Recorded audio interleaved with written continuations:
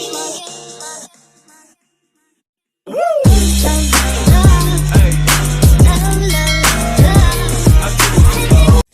everyone, it's me again, Julian Batwa Gambong.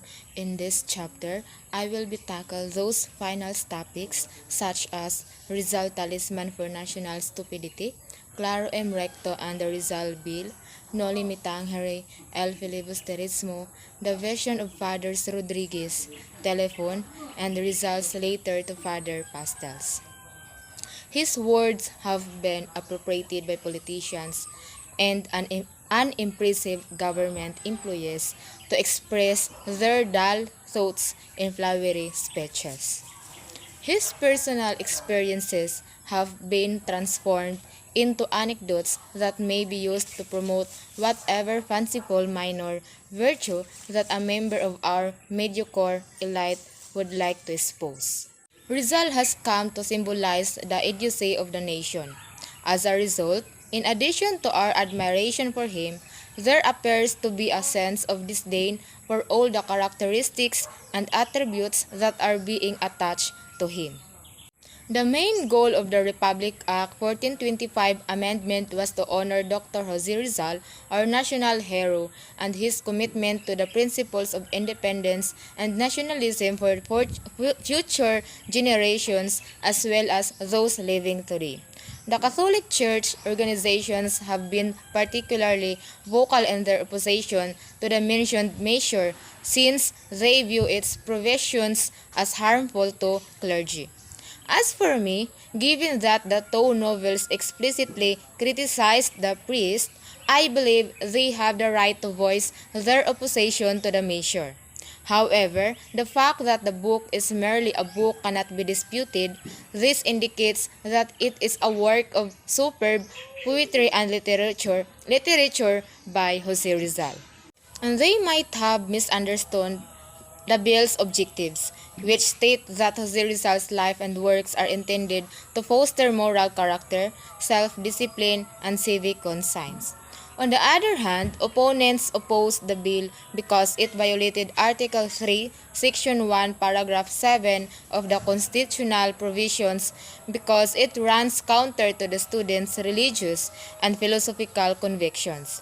But in my opinion, it did not eventually violate the clause because the bill neither denies nor forbids any of the students' rights. Furthermore, the Republic Act 1425 promotes nationalism and patriotism among young people rather than indoctrinating Christian views. The law was intended to inspire patriotism in young people's minds, particularly during the formative and formative years in school. It was not intended to influence students' opinions in a misleading manner. Additionally, the mindset of the pupils to practice nationalism, use the freedom of expression in appropriate context, and carry out ethical civic duties. In remembrance of the heroes who fought and sacrificed their lives for independence, the Rizal law pays particular tribute to the lives and contributions of the heroes who helped to shape the character of our country. Noli Me Tangere, which translates from the Latin as Touch Me Not, was written and published in 1887 during the Spanish colonial era in the Philippines by Filipino author and activist Jose Rizal. It examines alleged injustice in law and practice in relation to how the local populations were treated by the reigning government and the Spanish Catholic friars a century ago. Although Rizal originally wrote the book in Spanish, it is now more frequently published and read in the Philippines in either Tagalog, country's primary indigenous language, or an English dialect. As the first significant artistic expression of Asian resistance to European colonialism, or the Noli as it is known in the Philippines, Rizal served as a moral leader and martyr for the revolution that would later erupt in the Spanish colony. The most influential book in the Philippines may be Noli Me Tangere by Jose Rizal. In the 19th and 20th century, its influence can be observed in contemporary dramas, comedies, and movies. because the book's views and insights are still relevant today.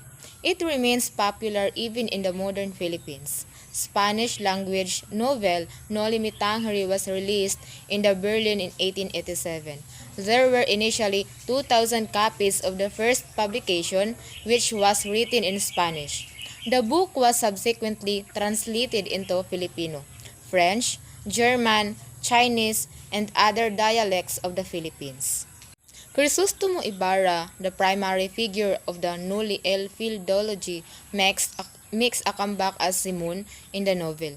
The dark theme of the book contrasts sharply with the optimistic and romantic tone of the previous book, symbolizing Ibarra's use of violence to address his nation's problems after his previous attempts at systemic reform failed and seemed impossible given the corrupt attitude of the Spanish toward the Filipinos.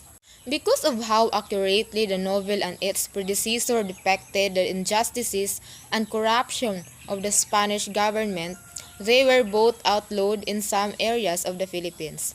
These books, together with Rizal's participation in groups working to address and alter the Spanish system and its problems, caused Rizal to be exiled to Dapitan and then executed. Today, the novel as well as the book before it and Rizal's final poem are regarded as his literary masterpiece. Jose Rizal, a national hero of the Philippines, wrote the satirical Vision del Fray Rodriguez, the Vision of Friars Rodriguez, which depicts a conversation between Saint Augustine and the Augustinian priest, Friar Jose Rodriguez. To counteract No Limitang effects, particularly those from Father. If Jose Rizal had written all of his articles and poetry under his true name, he would not have been able to express his severe criticisms of the Spaniards. He wrote under the aliases Laong, Laan, and Dimasalaang to conceal his identity.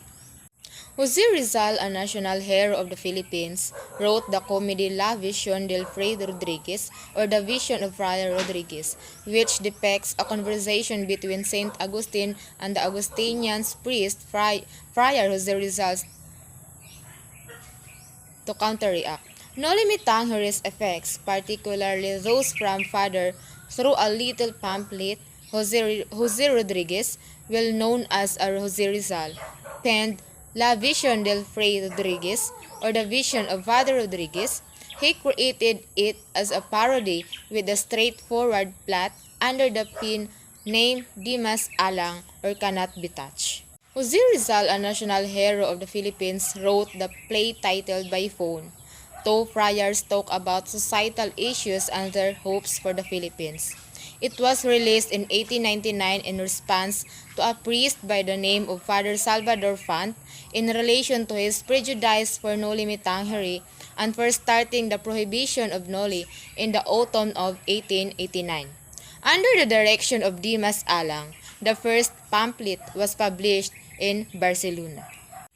In the satirical comedy for Telefono, Father Font uses a telephone line sponsored by the Transoceanic Telephone Co.